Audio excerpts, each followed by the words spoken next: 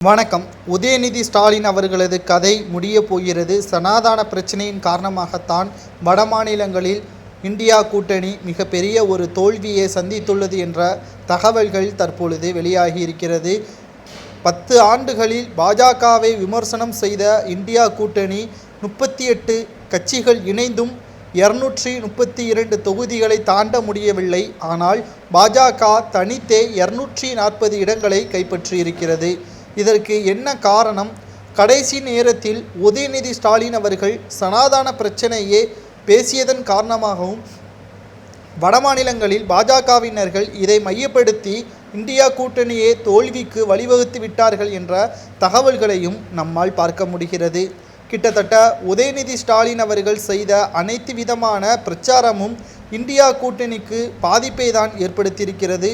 உதயநிதி ஸ்டாலின் அவர்கள் ராசா மற்றும் இந்து அறநிலைத்துறை அமைச்சராக இருக்கக்கூடிய சேகர் பாபு இவர்கள் மூவரும் இந்தியா கூட்டணியின் தோல்விக்கு காரணமாக அமைந்துவிட்டார்கள். தமிழகத்தில் 40 தொகுதிகளில் வெற்றியடைவது முக்கியமல்ல, இந்தியா முழுவதும் வெற்றியடைவதுதான் இந்தியா கூட்டணியின் வெற்றிக்கு உறுதுணையாக அமையும். ஆனால் திமுகவினர்கள் தமிழகத்தை தவிர பிற மாநிலங்களில் பிரச்சாரம் செய்யாத போதே நாம் பார்த்திருப்போம். திமுகவின் வலிமை என்ன, இந்தியா கூட்டணியின் திமுக செயல்பட்ட உடந்தைகள் என்ன என்பதை நாம் அறிவோம். தமிழகத்தில் மட்டுமல்ல, இந்தியா முழுவதும் ஸ்டாலின் அவர்களுக்கு எதிராகத்தான் குரல்கள் எழுப்பப்பட்டு வருகிறது. மேற்கு வங்காள முதல்வர் மம்தா பானர்ஜி அவர்கள் சனாதன பிரச்சனையின் காரணமாகத்தான் இந்தியா கூட்டணி தோல்வி அடைந்தது என்பதை வெளிப்படையாகவே பேசிவிட்டார். இதை யாராலும் மறுக்க முடியாது என்பதையும் அவர் தெளிவாக கூறிவிட்டார். தற்பொழுது உதயநிதி ஸ்டாலின் அவர்கள் துணை முதல்வராக பதவியேற்கக்கூடிய நிலையில் இவர்கள் துணை முதல்வராக பொறுப்பேற்றுவிட்டால் நிச்சயமாக இந்தியா கூட்டணி அதிர்ச்சியடைந்துவிடும். தமிழகத்தை பொறுத்தளவிற்கு 40 தொகுதிகளில் வெற்றியடைந்தாலும் வரக்கூடிய சட்டமன்ற தேர்தலில் திராவிட முன்னேற்ற கழகம் தோல்விக்கு வழிவகுத்துவிடும் என்ற தகவல்களையும் நம்மால் பார்க்க முடிகிறது.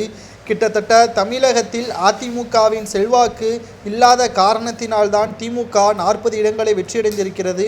அதுவே அதிமுக, பாஜக, பாமக, தேமுதிக மற்றும் சிறு சிறு கட்சிகள் ஒன்றிணைந்து திமுகவை எதிர்த்து நின்றிருந்தால் 37 தொகுதிகள் வரை அதிமுக வெற்றியடைந்திருக்கும். மத்தியில் பெரும்பான்மையை பாஜக இன்னும் அதிகமாக இடங்களை காட்டியிருக்கும். இதனால் தமிழகத்தில் அதிமுகவினருக்கு 3 முதல் 4 அமைச்சரவை கிடைத்திருக்கலாம் என்ற தகவல்களும் தற்பொழுது வெளியாகியிருக்கிறது.